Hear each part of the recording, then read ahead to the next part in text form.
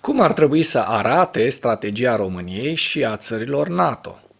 Ce ar putea conține planul secret de apărare de 4.000 de pagini al generalului Christopher Gerard Cavoli?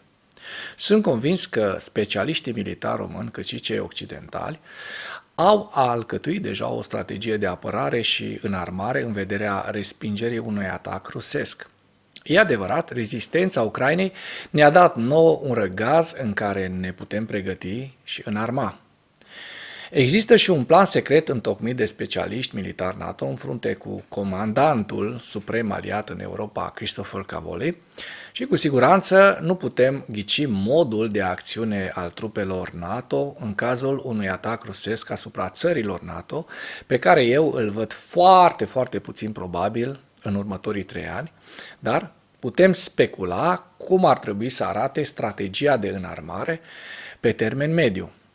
Și aici voi vorbi despre ceea ce ne interesează pe noi mai tare, despre strategia României de înarmare.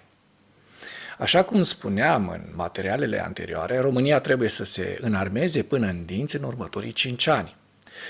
Ceea ce avem deja achiziționat în materie de aviație cu cele 3 escadrile de avioane de superioritate aeriană F-16 Fighting Falcon, rachetele defensive Patriot, cele ofensive HIMARS, inclusiv cu rază lungă de acțiune ATACMS, tancurile TR-85 Bizon sau sistemele de artilerie antiaeriană Gepard, ca să dau doar câteva exemple. Planurile de achiziție ale României sunt foarte îndrăznețe, cu noi avioane F-16, dar și cu F-35, care este considerat de specialiști avionul cel mai bun din lume la acest moment. Mai avem sistemele NASAMS, tancurile Abrams, noi rachete cu rază lungă de acțiune, dar și drone. Și o să insist aici pe drone. România nu trebuie să caute să-și mărească excesiv armata, ci să o îmbunătățească calitativ cu noi profesioniști care să dispună de cele mai moderne arme. România nu trebuie să urmărească să angajeze carne de tun, ci să poarte un război al mașinilor și tehnologiei împotriva potențialilor invadatori. Și o să mă explic foarte pe scurt.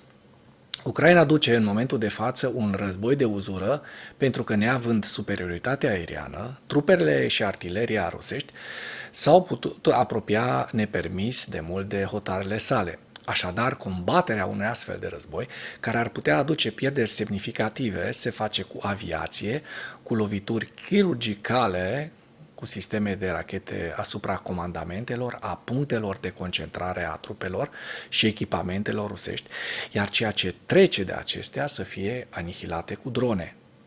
Dronele sunt o modalitate modernă de a purta războiul de infanterie și aici mă refer și la infanteria mecanizată. Ucraina are în momentul de față peste 60.000 de operatori de drone care provoacă zilnic bună parte dintre pierderile rusești.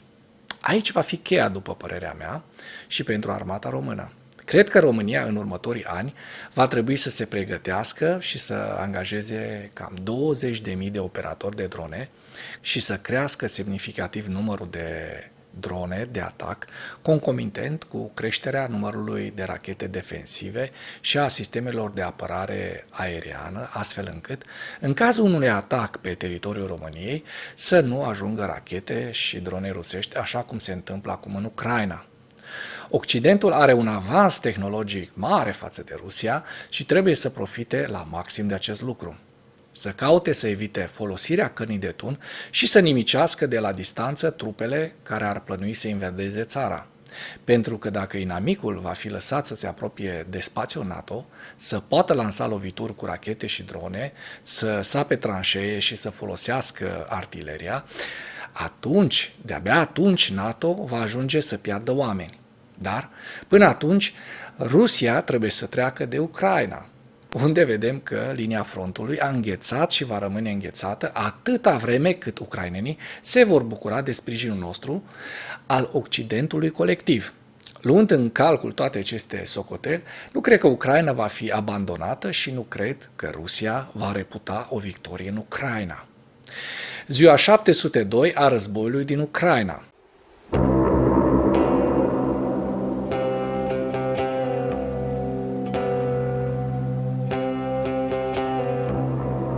Potrivit statului major al forțelor armate ucrainene, pierderile totale în lupta ale Rusiei din 24 februarie 2022 până în 26 ianuarie 2024 sunt de aproximativ 380.600 de militari.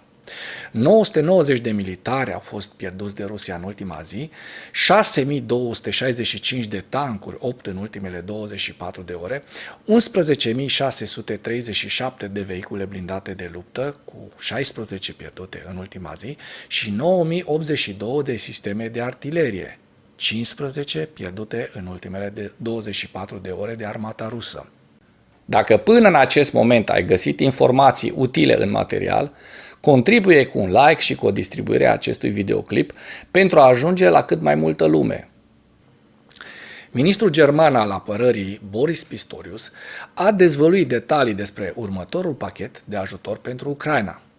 Acesta va include sisteme Iris-T, instalații antiaeriene Gepard, de care vă vorbeam mai înainte, sisteme suplimentare de artilerie cu peste 230.000 de muniții, peste 80 de tancuri Leopard 1 A5, 450 de vehicule blindate de luptă, precum și vehicule de luptă pentru infanterie, vehicule de inginerie, drone și sisteme de recunoaștere. În plus, a spus Pistorius, Germania intenționează să efectueze exerciții pentru 10.000 de soldați ucraineni în 2024. BBC împreună cu publicația Mediazona, recunoscută drept agent străin în Rusia, și o echipă de voluntari au reușit să stabilească numele a peste 43.000 de soldați ruși uciși în războiul din Ucraina din februarie 2022. În ciuda lipsei de știri despre schimbări semnificative în prima linie, partea rusă continuă să sufere pierderi grele. În ultimele 2 săptămâni am putut confirma decesul a încă 1283 de militari ruși, nu toți au murit în ianuarie 2024. Această cifră este semnificativ mai mare decât media din 2022, 300 de decese confirmate pe săptămână, și este comparabilă cu numărul victimelor din iarna anului trecut, 600-800 de decese confirmate pe săptămână, când forțele ruse au încercat să atace mai multe zone din regiunea Donetsk.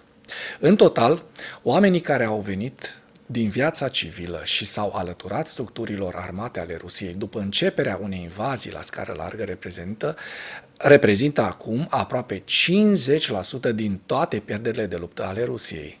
Imens. Pentru a compensa pierderile de pe front, Rusia continuă să recruteze în mod activ prizonieri.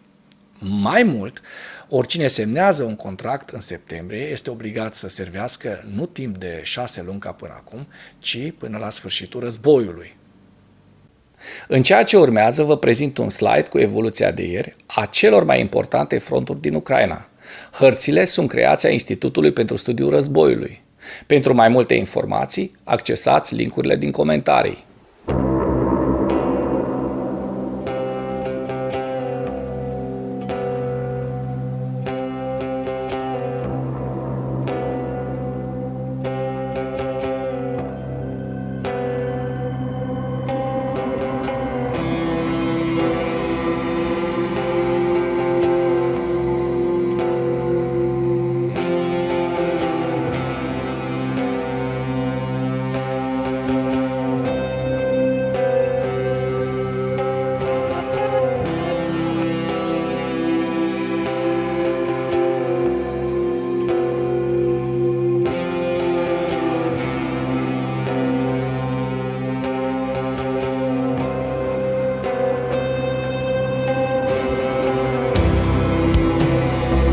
Mulțumesc pentru vizionare. Dacă vrei să susții acest canal, abonează-te la Animatura.